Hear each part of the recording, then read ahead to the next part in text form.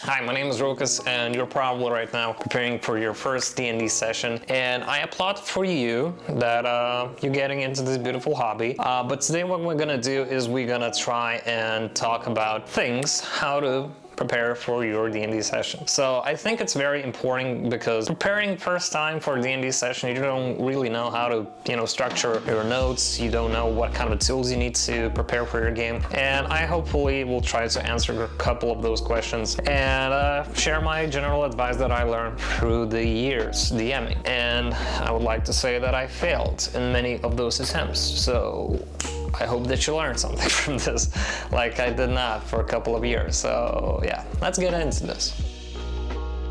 Basically, when we start our games, we should strive not to over-prepare. And we tend to do that when we do not really know the flow of the game. Yeah, you maybe played D&D and now you decided to be a DM, maybe you just watched some Critical Role. But what you don't really probably could get right now, I don't know, maybe you do, is that the flow of the game basically starts around like 3 or 5 hours. So we need to fill those hours with some content. So how much content we should have? Well, personally, in my DMing, after these years, I think I have the formula for myself that actually quite works. And in means of preparing some things, I tend to go about 5 to 6 encounters. What that means is if my players go to a potion shop, have an encounter, have a quest giver, go to the blacksmith and go to the dungeon or something like that, it constitutes as an encounter that you have. So basically, if you have like 5 or 6 encounters, that will be enough for your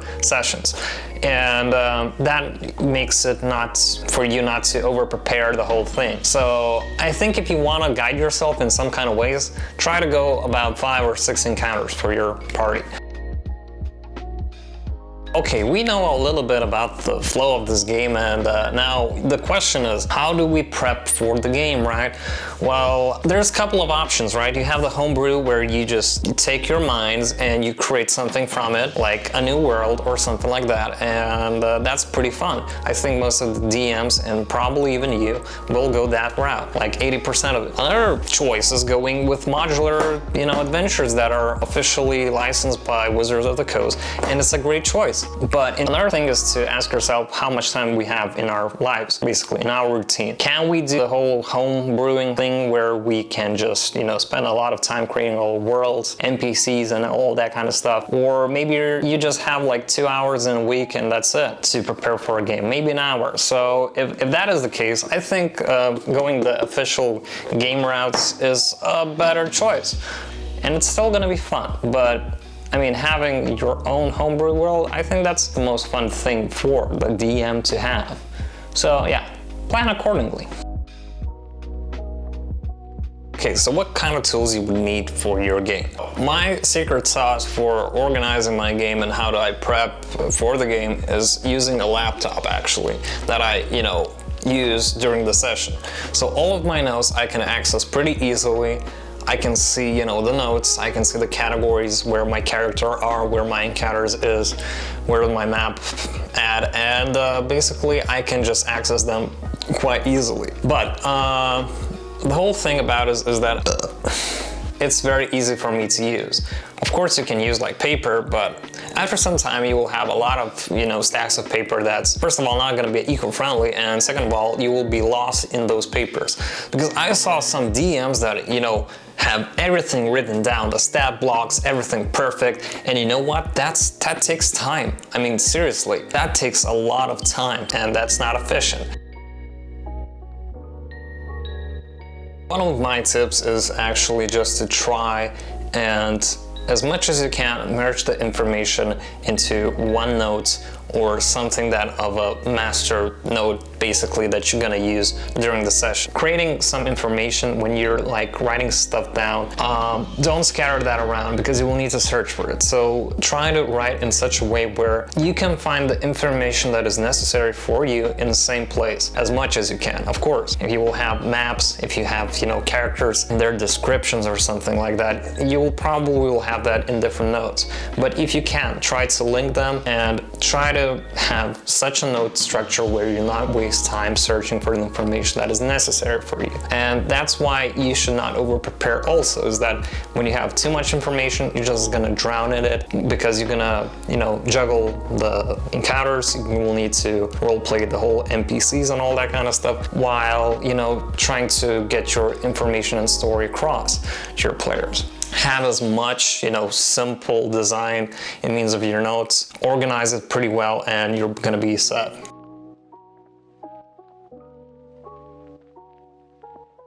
Means of structure, there's a lot of ways you can organize your game, but you need to really find the thing that works for you. I'm just showing a couple of things and a couple of apps and applications that you can actually use, but what really matters is how you're gonna use them and what works for you rather than me.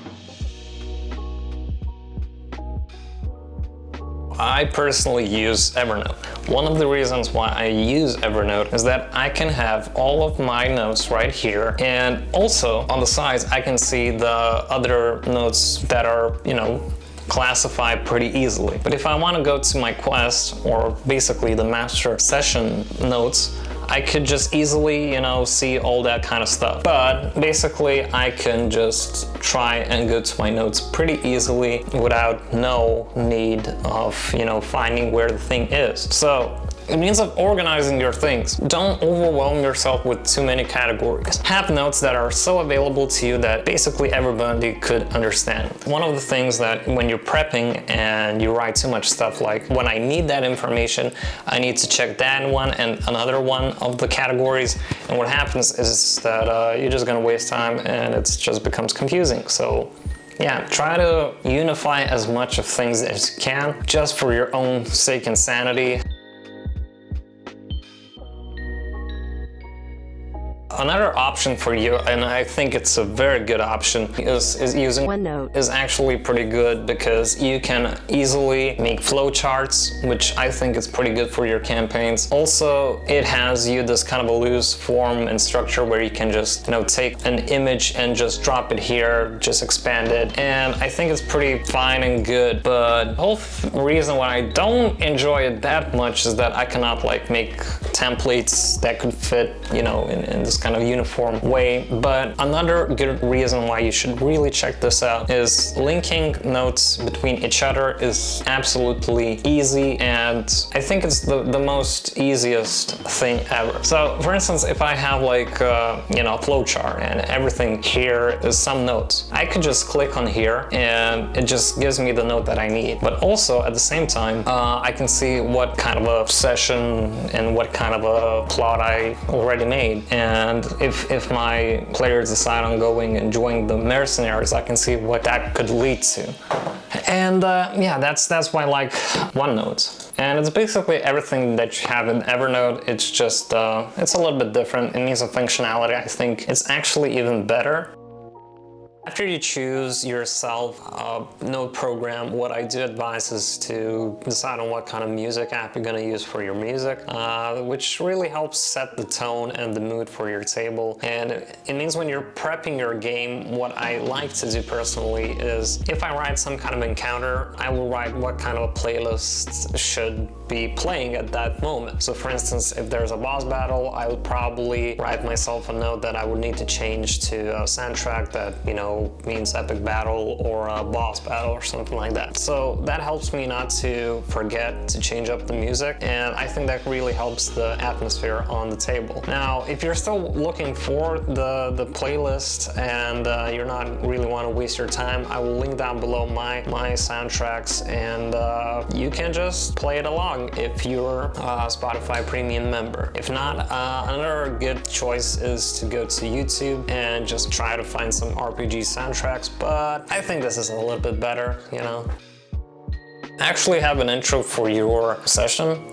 So the first session that you will probably have an explanation what's happening. You're in the town, that's it. Have some kind of a, prologue, maybe a little bit, not too much, because that's gonna be cringy. And after you do that, following sessions, let your players say what happens the last time. That encourages them to actually participate, tell the story, and also at the same time, remind everybody else what happened last week. That really includes all the players to just say the things that they actually like, and that is the moment that you should listen. I think recaps are one of the most enlightening moments of your D&D sessions if you want to improve, you know, because that's like a quiet feedback that you can get from your players without really asking things. Now, it means after your session, ask them open-ended questions. Stop with the direct questions. It means if you want to improve your session, ask what did you like, what did you hate about the session, because you're DMing for a specific group with their desires and their needs and ideas and all that kind of stuff, and what's perfect for them as a group, you know, the whole key and the whole thing resides there, not what I'm speaking right now. So, in means of like preparing for anything in means of D&D, always be prepared for the unexpected, because your players will have so many stupid ideas that will, you know, they will go with it, that your mind will not be even plausible to just plan for every single one of them. So in means of those moments, you need to really understand that, you know, sometimes it's good to improvise and, you know, just let it go. Don't follow your plans so much full-heartedly, because I think it's a part of the fun to actually have these moments of absolutely spontaneous craziness in means of D&D, and that is actually what makes the game so fun, opposed to, you know, having just one way to solve every of your problems that easily. Yeah, so that's it. I hope that you enjoyed this kind of video, and if you found this advice actually worthwhile for you, comment down below. What did you actually gonna implement into your game? And yeah, if you like this video, consider that sharing with people that actually need this kind of information, means of preparation in your tables, and maybe your DM, I don't know. And yeah, bye.